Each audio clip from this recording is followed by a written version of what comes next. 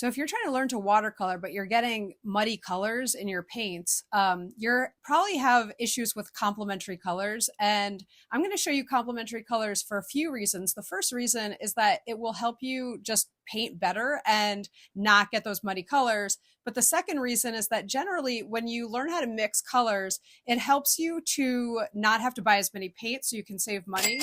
And it'll just help your painting in general as well. Okay, so first of all, what are complementary colors? And so complementary colors are just opposite on the color wheel.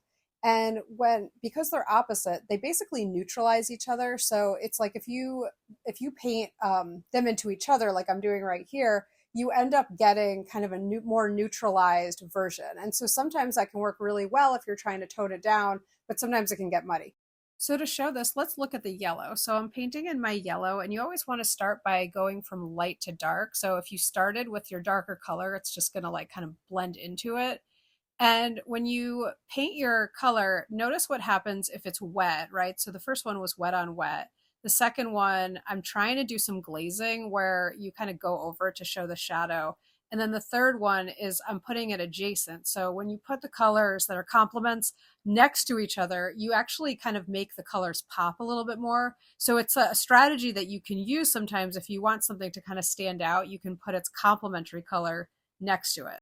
So very simply, the complement of orange is blue. The complement of purple is yellow. And you see that if you darken up that purple, like I'm doing with that wash, it makes it even more pronounced. But of course, right now, the yellow is getting a little bit lost in there. So ideally, you might go back and kind of shadow that yellow part afterwards if you wanted it to kind of pop out even more.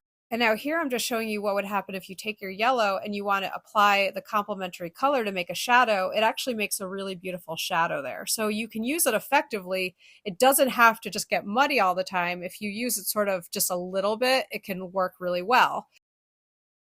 Okay, so now we're going to do our third complementary color set, which is red and green. So I'm adding alizarin crimson and cadmium red.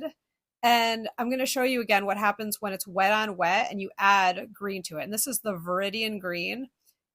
And now I'm going to show you what happens when you do the glazing technique.